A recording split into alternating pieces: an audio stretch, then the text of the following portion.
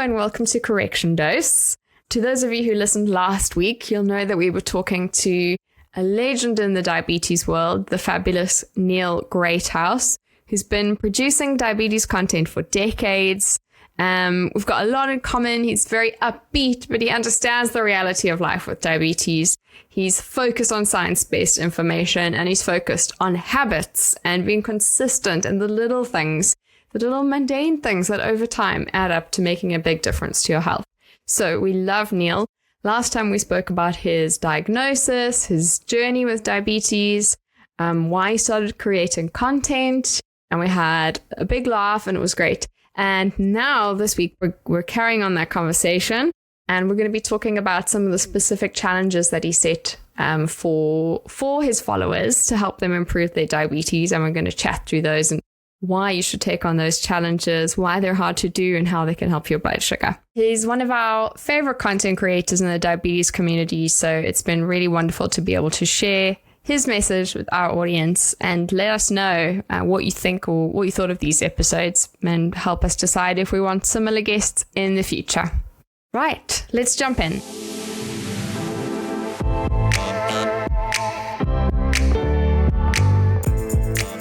And welcome to Correction Dose, the diabetes podcast where we cover everything your endocrinologist doesn't have time for. I'm Cait. And I'm Tracy. We're two friends on a mission to live our best lives with type 1 diabetes. And hopefully help you do the same. Just a reminder that the contents of this podcast are not medical advice, and always talk to your doctor before making decisions about your diabetes care. Dive into that. These are both some of the challenges that you've done this year. I'd love to kind of go through the three you've done so far, one by one, and just tell me, why did you pick that? What's the challenge? Why is it hard to do? And how can we do it better? Okay. We started the beginning of the year off with how we treat low blood sugars. And I challenged people. It's so weird to make people that you've never met mad at you simultaneously, but they're like, "Oh, Neil, why are you making me do this?" I'm not making you do it. But I said, let's treat our low blood sugars with glucose.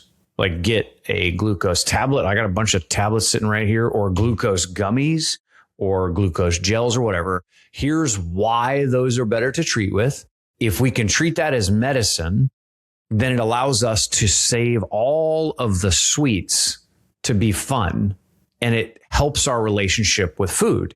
Because if I start treating, nerd gummy clusters as medicine, then my relationship with nerd gummy clusters is jacked up, right? It's totally messed up. I love carrot cake, like obsess about it. But as soon as I start using that to treat a low, it's connected somehow in a way that is it's not super great for me, because carrot cake has let me down at times, if I'm being totally honest with you. So I challenge people to do it and tell them the research behind it. Here's what the studies say.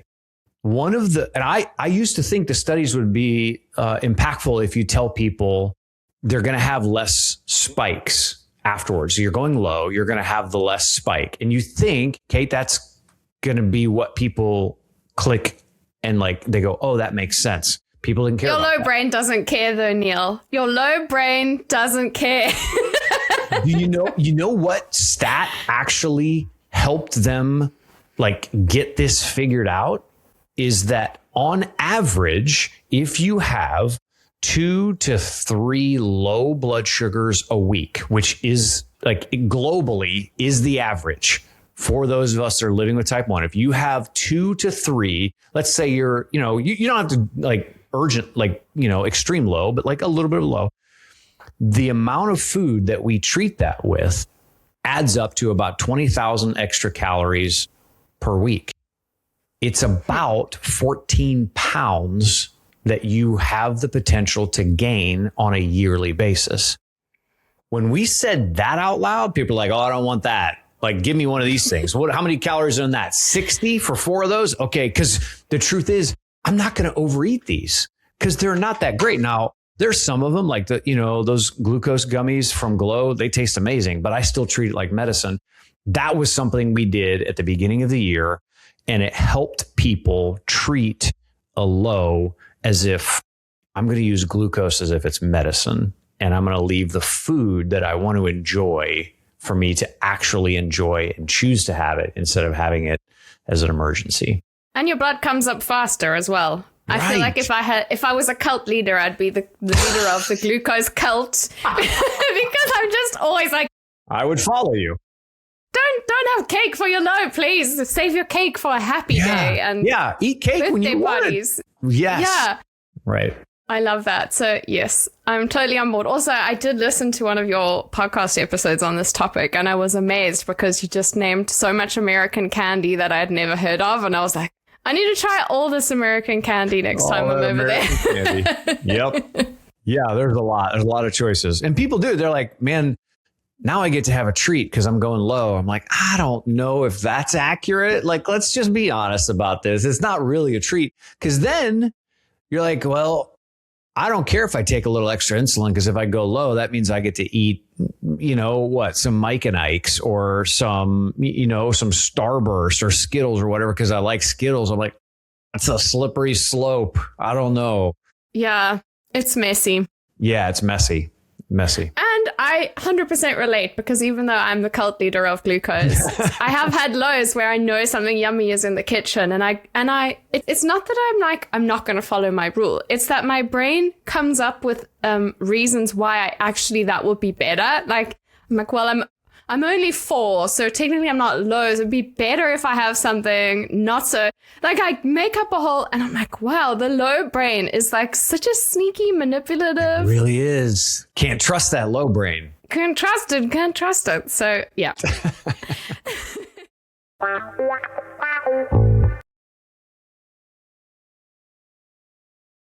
Okay, let's talk about hydration. Hydration, drinking water. My wife has been after me for as long as we have known each other to drink more water. And my answer is water doesn't taste good. And I've watched you drink almost an entire glass of water while we're on this podcast. I'm like so proud of you. I never did it because I'm like, this is boring. Why would I drink water when I could drink a Diet Coke? It's wet, right? Why is that not? And Diet Coke to me seemed like a treat. If I can have that and it's not going to impact my blood sugar, how's that not hydration? And I started doing this. Oh my gosh. If my wife listens to this podcast, she is going to push pause and come and yell at me for saying this, but she was right. What ends up happening is I don't believe it unless I can go do my own research. She's like, I know I'm going to tell you why this is helpful for you, but you're never going to listen to me until you go off and do your own little thing. And I did it and came back and I'm like, all right, you're actually right.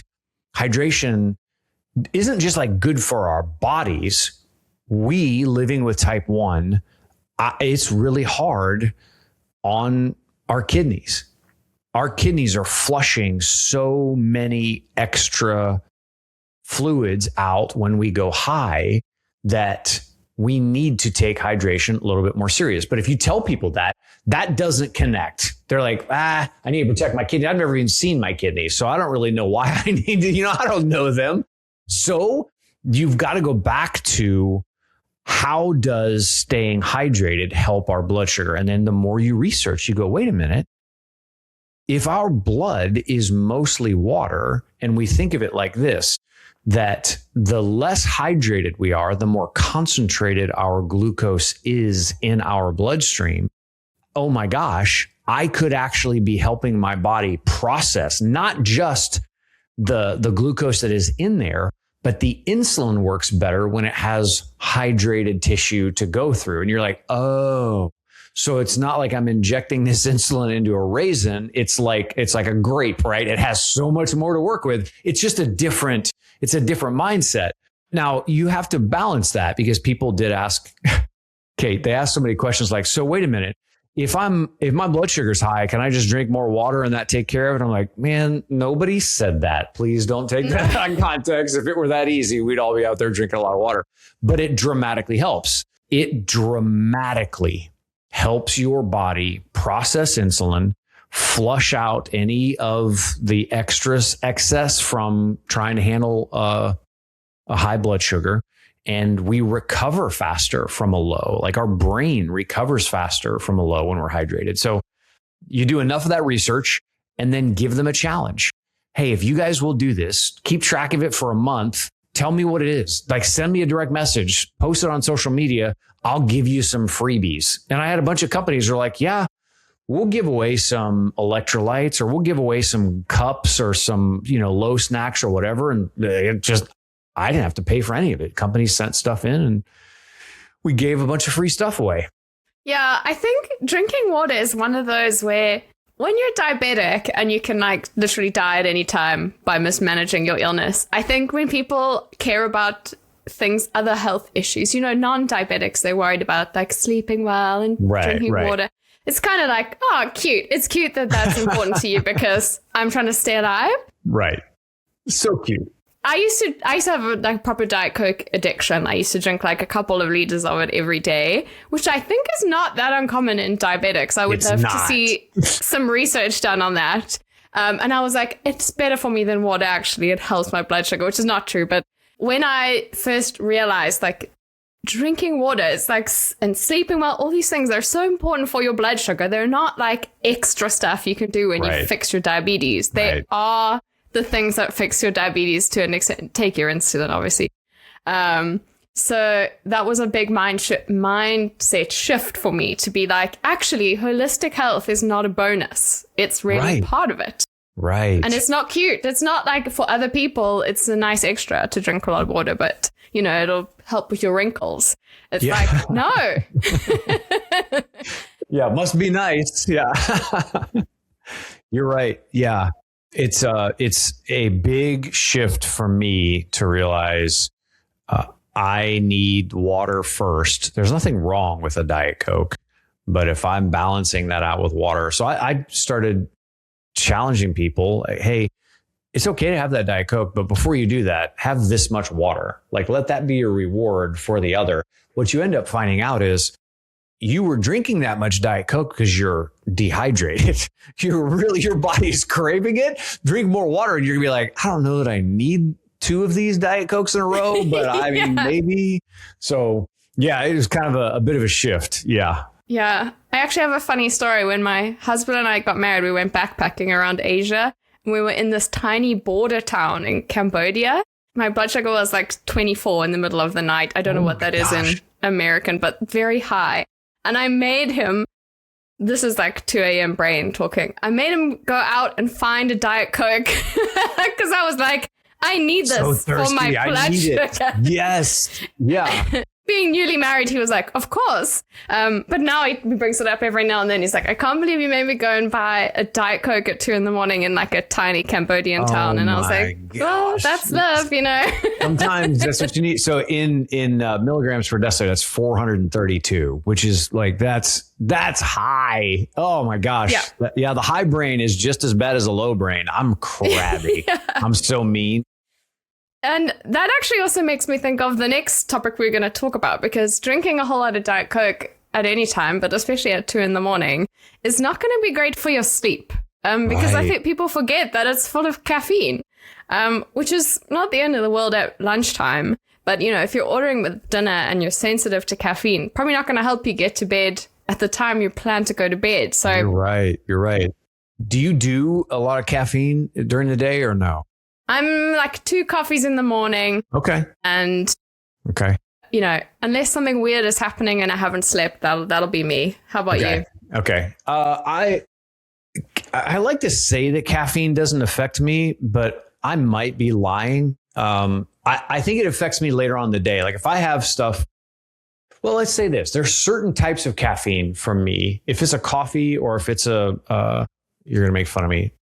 I'm from a very specific part of the US that calls it pop. It's not soda, it's pop. So if I had a pop and it has caffeine in it, that for some reason doesn't bother me. But an unsweet tea will absolutely light me up. I'll be up all hours of the night. I don't know why, for some reason, that one does it to me. I was going to say I'm sensitive, but I think I just might be weird. I don't really know which one it is. I don't know, but I'm so charmed that you just said pop. That's adorable. It gets so in the South where I live right now, no one calls it, they'll call it soda sometimes, but most of the time they call it Coke.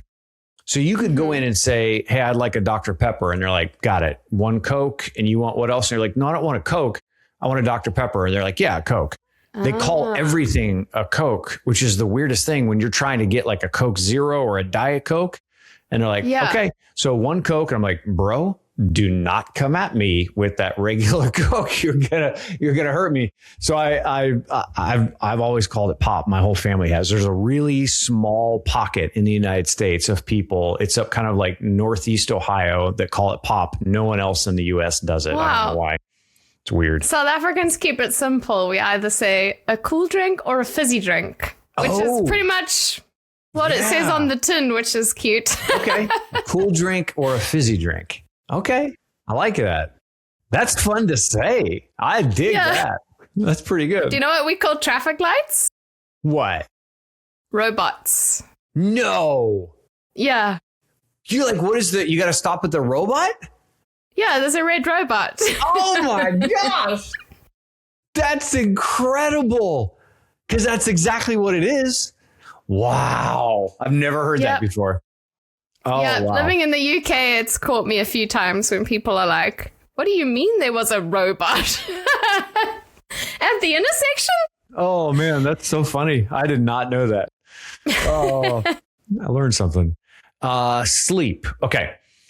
Sleep affects blood sugar in a way that is not as easy to connect the dots, but it's all about insulin sensitivity. Our bodies need a certain amount of time to recharge, to rebuild and repair. We've got a lot of hormones going around our body. At nighttime and early in the morning, cortisol is typically higher in the morning because we haven't been moving around. So there's a lot of times what we eat later on at night, like if we have a later dinner, that impacts our blood sugars in the mornings or at nighttime. But when we go to sleep, and then the conditions of when we go to sleep are very important. And I mean, I kind of knew some of the studies, but never really studied it specifically for diabetes.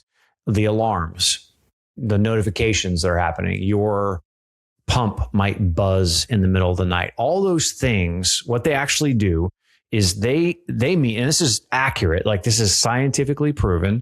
They did sleep studies on people with type 1 diabetes that you're basically getting about 80% rest as a person with type 1, because there is a portion of your brain that has been conditioned to be aware. Now, I'm a heavy sleeper. Okay, and I only have one superpower. I have one thing on planet Earth that I am good at, and that is going to sleep. Some people call that narcolepsy. I could go to sleep right now if you gave me 15 seconds. It's the only thing I'm actually good at. But when I go to sleep, I'm typically like, I'm out. But a portion of our brain living with type 1 will not allow us to go completely out. So that means then when we wake up, if you had someone with the exact same sleep time, exact same sleep conditions without type 1 and with type 1, it would be about 80% rested for the person with. So what that means is the more we can do to get our bodies ready to actually go to sleep and recharge, putting our devices away about a half hour beforehand, making sure that the temperature in the room is, whatever it is, making sure that you've looked at your alarms and your notification settings. So you're not getting a bunch of notifications that are not helpful in the middle of the night when it comes to your diabetes devices. I'm not saying turn them off, but do an audit, like go back and look. Most of us don't ever look at the alarms and the notifications from when we first got that pump to begin with. So go back, let's look at it. Are there some of these that you can turn off? Can you give yourself more of a range to make sure that the time we do get when we're asleep is actually restful? So we have to do more to get more sleep so that in the morning, our body's ready to take on whatever blood sugars we're going to have going on that day. And then cortisol, adrenaline, epinephrine, all the extra hormones impact us first thing in the morning when we wake up in ways that it doesn't do for people without type 1. Their body is giving them signals to wake up for us, that signal is great, but it's also driving our blood sugar up. So changing some of those settings on the pump, or when you take your long acting or when you take your short acting, those are all necessary. It's a lot more work to just go to sleep, which sounds crazy, but it is incredibly helpful. I think I would say people with type 1, I think it was around like 26, 27% better time in range if you can go to sleep consistently within that same hour. It will increase your time in range. I forget what the number is, but it will increase your time in range by being consistent on when you go to sleep, not how long you sleep. Yeah, I think that's a huge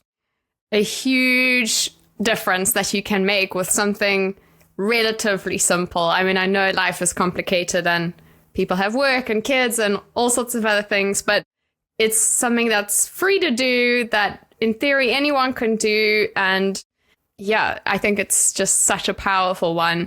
I didn't know that thing about our brains, little part of our brains staying awake, but one thing I learned last year, I did the Daphne course, which is the NHS diabetes education course. And they say that if you have one overnight hypo, you should change your basal insulin the next day.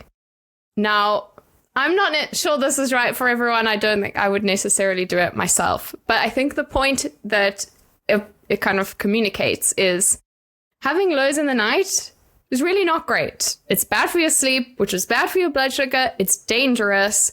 It's all around awful. And while these things happen and we can't get rid of them entirely, it's worth trying very hard to avoid them.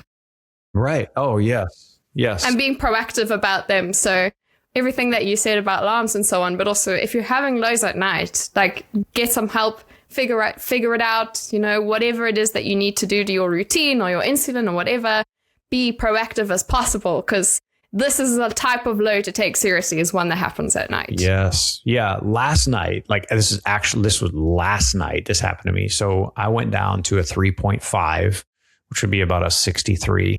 During the day, I wouldn't be crazy alarmed by that. You eat a couple of glucose tablets and you're back up and running. For some reason, I had that low, and that alarm went off. Kind of freaks you out every time because you're like, it's like a jump scare in a horror movie every single time. And it wakes you up.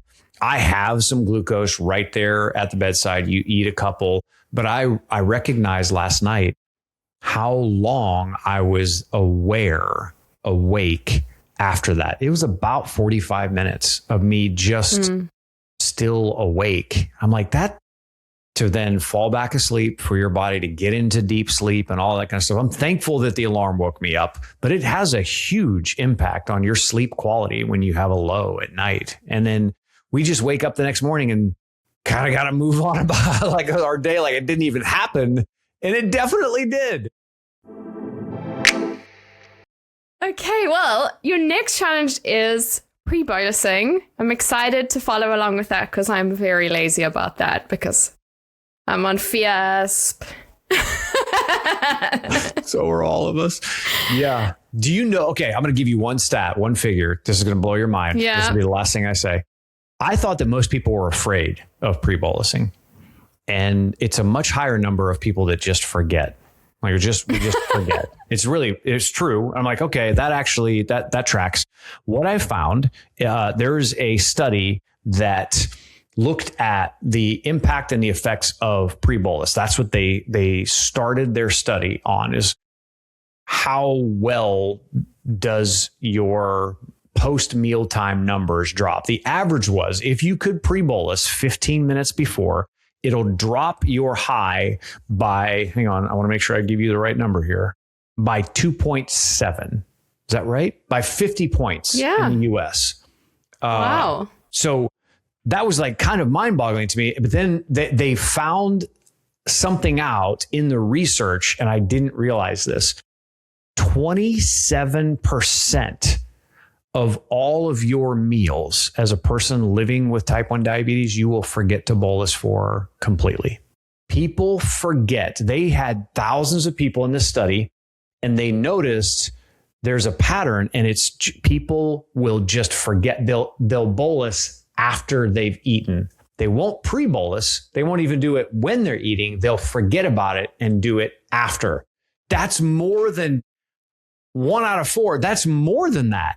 And I was like, that is mind-boggling. But that's the reality of it, is we tend to sometimes get so busy with life, we just forget to take it. And then we're playing catch up after. That fascinated me. Oh, that really blows my mind. I can't Me believe too. it. Yeah, when I was a kid, it was definitely, they were like, you can take it 10 minutes before, 10 minutes after, or anywhere in between and that. But now, yeah, that's really fascinating. We're so crazy. Like, we're not crazy. We're such strange animals. We are. We so desperately want to stay alive and feel well and feel good. And we often know what to do. And yet it's so difficult to do You're right. everything right all the time, forever and ever and ever. You're absolutely right. Yeah, it's a balance between it. Yep, I agree.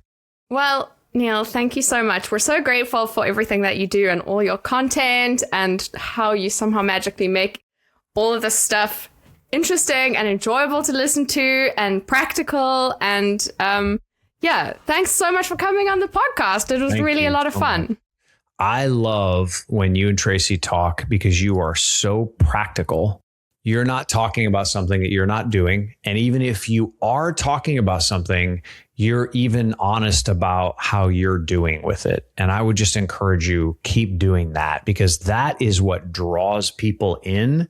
When we act like we have it all together, people can see right through that. And you guys have some of the most honest conversations that I have seen out there. And I just respect the heck out of you. I love what you're doing. Please keep doing it. Thank you so much. And where can our listeners find you? I am on Instagram. The handle is the Beaties, Betes. You can also go to the website, yourbestt1dyear.com. And the podcast is on Apple Podcasts and Spotify, and it's called Your Best T1D Year. And there's a new episode, comes out every Monday, Wednesday, and Friday. Brilliant. And we'll be back with Tracy whenever she's done cycling the length of Norway or whatever she's doing. Have fun, Tracy. Okay, bye. Bye.